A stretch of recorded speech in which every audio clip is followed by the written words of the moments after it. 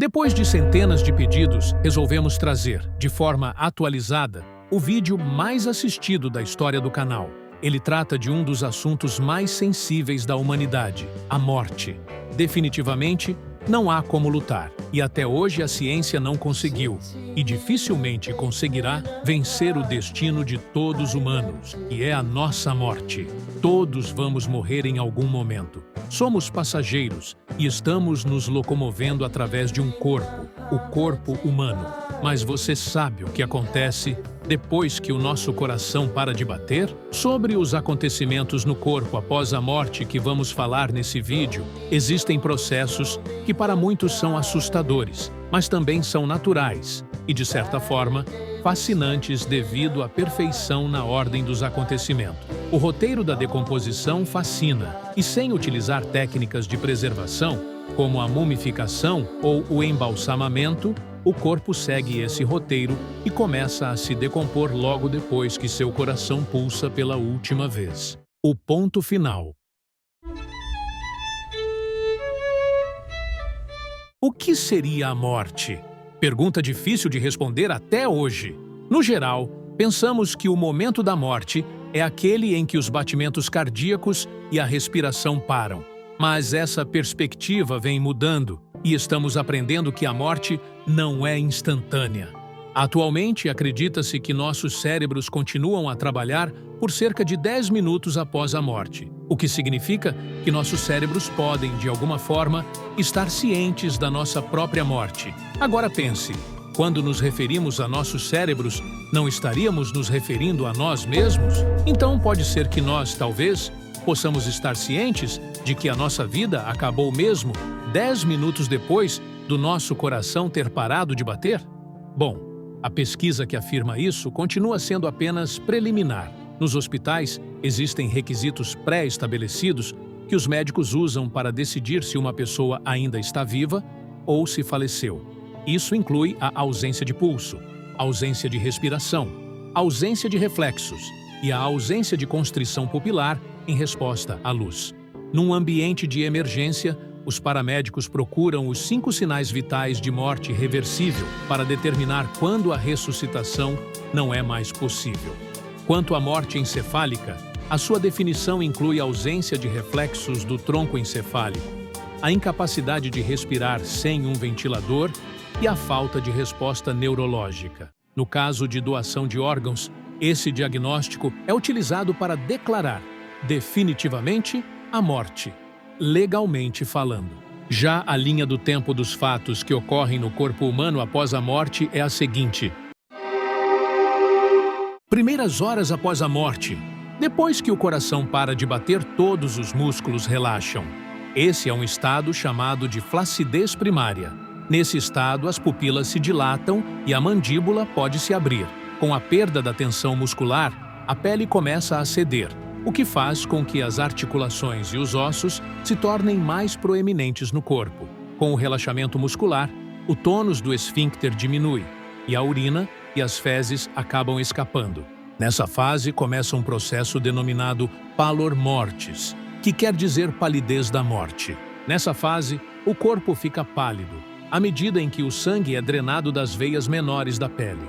Esse processo é mais visível em pessoas que têm a pele clara. Ao mesmo tempo, o corpo humano começa a ficar cada vez mais frio, e a temperatura normal, que é de 37 graus, fica igual à temperatura ambiente do local onde está o corpo. A queda da temperatura corporal, chamada de algor mortis ou frio da morte, ocorre à medida em que acontece o esfriamento da temperatura do corpo, que segue uma progressão quase linear de menos 1,5 graus Celsius por hora. A queda da temperatura corporal nessa fase ajuda os especialistas forenses, no caso de determinados crimes, a determinar a hora aproximada em que o corpo veio a óbito. Entre a segunda e sexta hora após a morte, como o coração não está mais bombeando sangue, a gravidade faz com que o sangue vá para as regiões mais próximas do solo. Esse processo é denominado livor mortis. Nessa fase, se o corpo ficar imóvel durante muito tempo, as partes do corpo mais próximas do solo desenvolvem uma cor púrpura avermelhada, parecido com um hematoma, devido ao acúmulo de sangue. Aproximadamente depois da 3ª hora após a morte, as mudanças químicas nas células fazem com que os músculos comecem a enrijecer, etapa conhecida como rigor mortis. Nessa fase, as primeiras partes do corpo que sentem os efeitos geralmente são as pálpebras, as mandíbulas e o pescoço. Nas horas seguintes, o rigor mortis irá se espalhar pelo rosto, tórax, abdômen, braços, pernas, até que cheguem finalmente nas extremidades do corpo, que são os dedos das mãos e dos pés. O costume milenar de colocar moedas nas pálpebras do corpo falecido deve ter se originado com a finalidade de manter os olhos fechados, já que as pálpebras são uma das primeiras partes do corpo a ser afetada pelo rigor mortis. Quanto menor a massa muscular, menores serão os efeitos nessa fase. 7 a 12 horas após o óbito. Geralmente 12 horas após a morte, ocorre a rigidez máxima de todo o corpo. Nessa fase, fica difícil de manipular e mover as partes do corpo. Na maioria dos casos, os joelhos e os cotovelos irão ficar levemente flexionados, e os dedos, tanto das mãos quanto dos pés, podem parecer tortos. Depois de 12 horas, quando o corpo já atingiu o ponto máximo do rigor mortis, os músculos começarão a se soltar, devido a todas as mudanças que estão ocorrendo rapidamente nas células do corpo, com a consequente deterioração do tecido. Tem-se início a fase chamada de flacidez secundária. Ela ocorre de 1 a 3 dias após o óbito e é totalmente influenciada pelo ambiente externo onde o corpo está, principalmente a temperatura. Nessa fase, a pele começa a se encolher, fato que causa a ilusão de que o cabelo e as unhas estão crescendo. O rigor mortis, então, irá agir na direção oposta a de antes, dos dedos das mãos e dos pés, seguindo na direção do rosto. Quando a flacidez secundária estiver terminado, todos os músculos do corpo novamente irão ficar relaxados. No início do processo de decomposição, o ecossistema cadavérico, que consiste principalmente das bactérias que já estão dentro do corpo quando a pessoa ainda estava viva, e em sua maioria estão alojadas nos intestinos, tem papel principal. O chamado microbioma intestinal, composto de diferentes tipos de bactérias, se espalha pelos outros órgãos dentro do corpo, já que não existe mais sistema imunológico.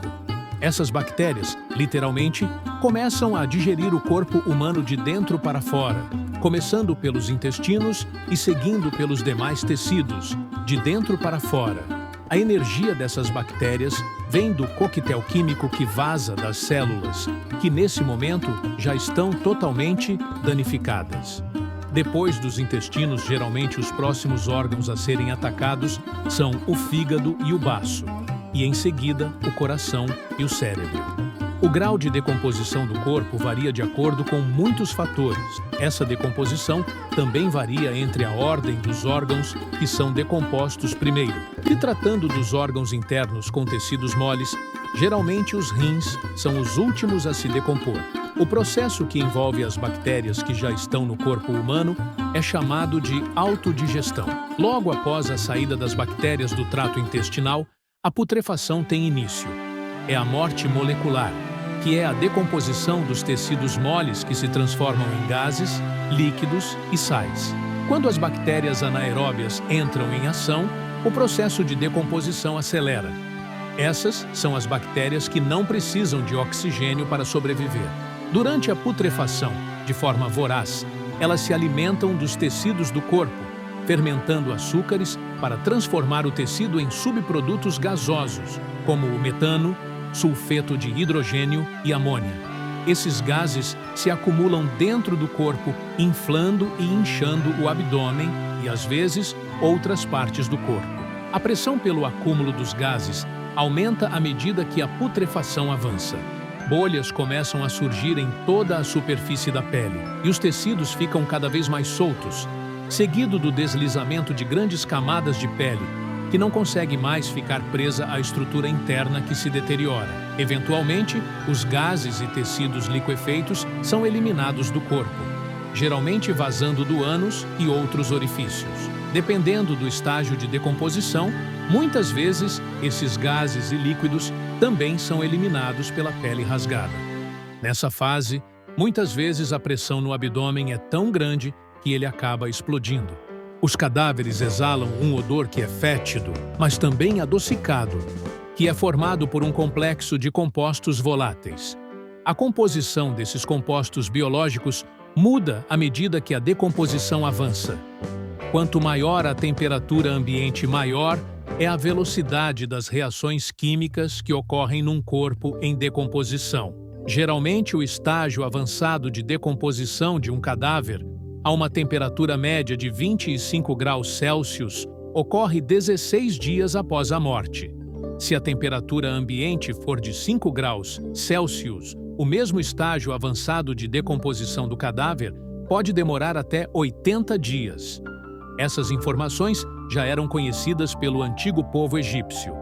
Eles enterravam os corpos diretamente na areia, enrolados em linho. O calor inibia a atividade dos micróbios e também fazia com que os insetos não conseguissem chegar aos corpos. Quando o povo egípcio começou a construir grandes tumbas para seus mortos, eles notaram que o processo de decomposição se tornou mais acelerado. Por esse motivo, eles criaram o processo de embalsamamento e mumificação, conhecido através dos séculos devido à sua eficácia. Quanto mais fundo for enterrado o corpo, mais devagar ocorrerá a decomposição. Um corpo enterrado numa profundidade entre 60 centímetros e 1 metro de profundidade geralmente leva 9 semanas para a decomposição dos tecidos moles. Os ossos, porém, geralmente só somem depois de 4 anos. A proteção do corpo feita por determinados tipos de caixão ou outros invólucros, geralmente feitos de plástico, pode multiplicar o tempo do processo de decomposição em até 6 vezes. As leis da termodinâmica são claras. De acordo com elas, a energia não pode ser criada ou destruída, sendo apenas convertida de uma forma para outra. Em outras palavras, os corpos se desintegram, convertendo massa em energia. A decomposição humana é um lembrete final e mórbido de que a matéria existente no universo deve seguir essas leis fundamentais. Os corpos são decompostos, equilibrando a matéria corporal com tudo que está em volta e efetuando, de certa forma, uma reciclagem para que outras coisas vivas possam fazer uso dessa matéria, repetindo o ciclo. Cinzas a cinzas, pó ao pó. Por enquanto, esse segue sendo o destino da humanidade. Novamente agradecemos pela sua visualização e convidamos para que você siga o canal Doenças e Sintomas. Acompanhe nossos vídeos e, se possível, ative o sininho para sempre ser informado em primeira mão sobre os vídeos publicados no canal. Até o próximo!